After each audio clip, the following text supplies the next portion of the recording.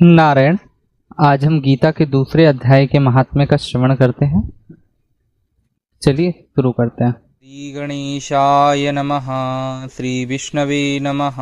श्री लक्ष्मी नारायणाभ्याम नमः। श्री उमा महेश्वराभ्याम नमः।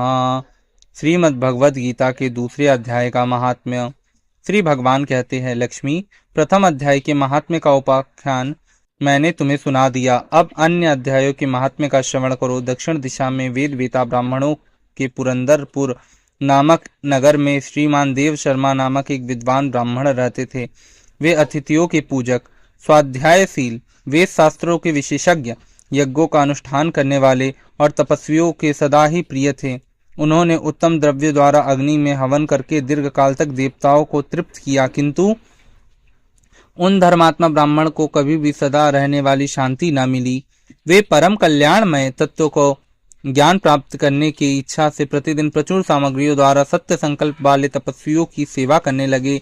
इस प्रकार शुभ आचरण करते हुए उन्हें बहुत समय बीत गया। तदंतर एक दिन पृथ्वी पर उनके समक्ष एक त्यागी महात्मा प्रकट हुए। पूर्ण अनुभवी, आकांक्षा रहित, नासिका के अग्रभाग पर दृष्टि रखने वाले तथा शांत चित्त थे। निरंतर परमात्मा के चिंतन में संलग्न हो वे सदा आनंद विभोर रहते थे। देव शर्मा ने उन नित्य संतुष्ट तपस्वी को शुद्ध भाव से प्रणाम किया और पूछा, महात्मन, मुझे शांतिमय स्थिति कैसे प्राप्त होगी?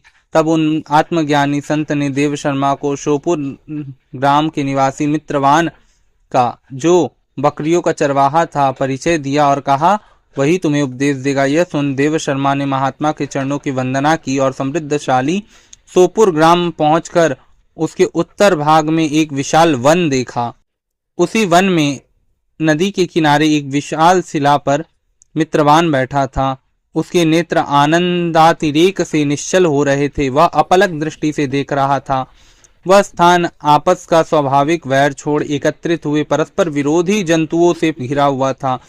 वहां उद्यान में मंद मंद वायु चल रही थी। मृगों के झुंड शांति भाव से बैठे थे और मित्रवान दया से भरी हुई आनंदमय मनोहरिणी दृष्टि से पृथ्वी पर मानो अमृत छिड़क रहा था। इस रूप में उसे देख देव शर्मा मन प्रसन्न हो गया। वे उत्सुक होकर बड़ी विनय के साथ मित्रवान के पास गया। मित्रवान ने भी अपने मस्तक को किंचित नवाकर देव शर्मा का सत्कार किया।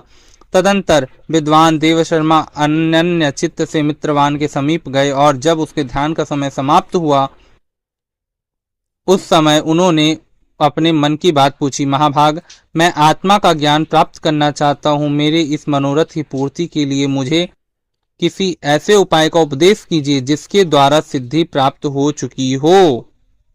देव शर्मा की बात सुनकर मित्रवान ने एक क्षण तक कुछ विचार किया। उसके बाद इस प्रकार कहा, विद्वन, एक समय की बात है, मैं वन के भीतर बकरियों की रक्षा कर रहा था। इतने में एक भयंकर व्याघ्र पर मेरी दृष्टि पड़ी, जो मानो सबको ग्रस लेना चाहता हो। मैं मृत्यु के से डरता था, इसलिए व्याघ्र को आते देख बकरियों के झुंड को आगे करके वहां से भाग चला।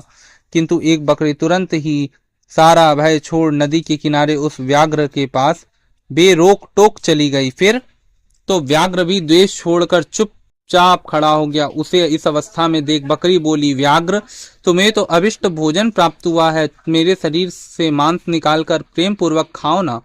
तुम इतनी देर से खड़े क्यों हो? तुम्हारे मन में मुझे खाने का विचार क्यों नहीं हो रहा? व्याघ्र बोला, बकरी, इस स्थान पर आते ही मेरे मन से द्वेष भाव निकल गया, भूख प्यास भी मिट गई। इसलिए पास आने पर भी अब मैं तुझे खाना नहीं चाहता। व्याघ्र के यो कहने पर बकरी बोली, न जाने मैं कैसे निर्भय हो गई हूँ। इसमें क्या कारण हो सकता है? यदि तुम जानते हो तो बताओ। यह सुनकर व्याघ्र ने कहा, मैं भी नहीं जानता। चलो सामने खड़े हुए इन महापुरुष से पूछे। ऐसा निश्चय करके वे दोनों वहां से चल दिए। उन दोनों के स्वभाव में एक विचित्र परिवर्तन देख मैं बहुत विस्मय में पड़ा था। इतने में ही उन्होंने मुझी से आकर प्रश्न किया। वहां वृक्ष की शाखा पर एक वानर राज था। उन दोनों के साथ मैंने भी वानर राज से पूछा। विप्रवर, मेरे पूछने पर वानर राज आदर पूर्वक कहा, अजापाल, सुनो, इस विषय में मैं तुम्हें प्राचीन वृत्तांत सुनाता हूँ। यह सामने वन के भीतर जो बहुत बड़ा मंदिर है, उसकी ओर देखो। इसमें ब्रह्मा जी का स्थापित किया हुआ एक शिवलिंग है। पूर्व काल में यहाँ सुकर्मा नामक एक बुद्धिमान महात्मा रहते थे, जो तपस्या में संलग्न होकर इस मंदिर में उपासना करते थे। वे वन में से फूल संग्रह कर लाते और नदी के जल से पूजनीय भगवान शंकर को स्नान कराकर उन्हीं से उनकी पूजा किया करते।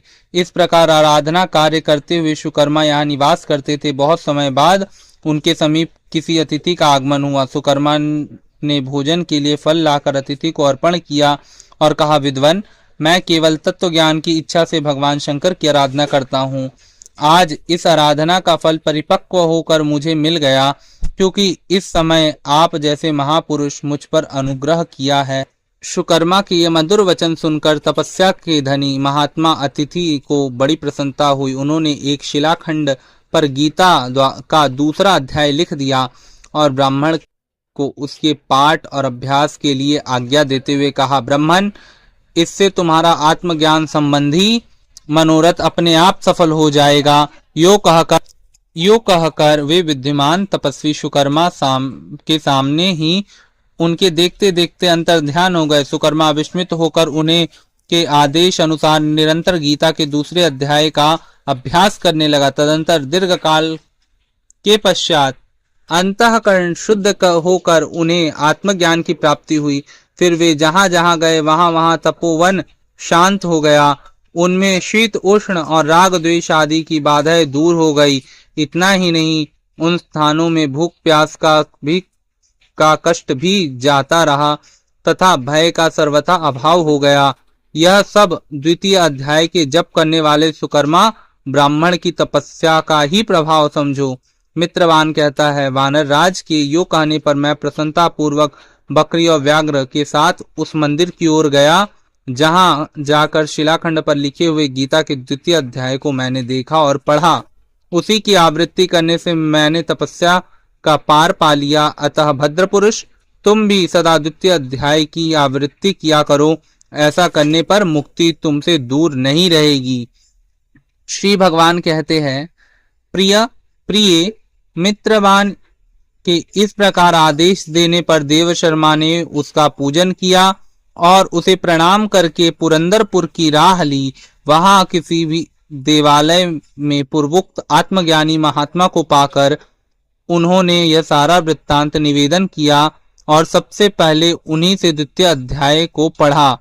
उनसे उपदेश पाकर शुद्ध अंतःकरण वाले देव शर्मा प्रतिदिन बड़ी श्रद्धा के साथ द्वितीय अध्याय का पाठ करने लगे। तब से उन्होंने अनवद्य प्रशंसा के योग्य परम पद को प्राप्त कर लिया। लक्ष्मी, यह द्वितीय अध्याय का उपाख्यान कहा गया। अब तृतीय अध्याय का महात्म्य बतलाऊंगा। श्री नारायणार्पणमस्तु। श्री कृष्णाय नमः। ये था दूसरा अध्याय का महात्म्य। इसके महात्म्य में कहा कि हमारे चित्त में जो अशांति है उसे शांत कैसे किया जाए। तो दूसरे अध्याय के महात्म्य में आया कि उससे हम शांत हो सकते हैं। तो मन में कभी चिंता हो या बहुत ही भय उत्पन्न हो जाए तो हमें दूसरे अध्याय का पाठ करना चाहिए। और जो नित्य इसके दूसरे अध्याय का पाठ करता है वो सभी प्रकार के भय चिंता से मुक्त हो जाता है। नारायण।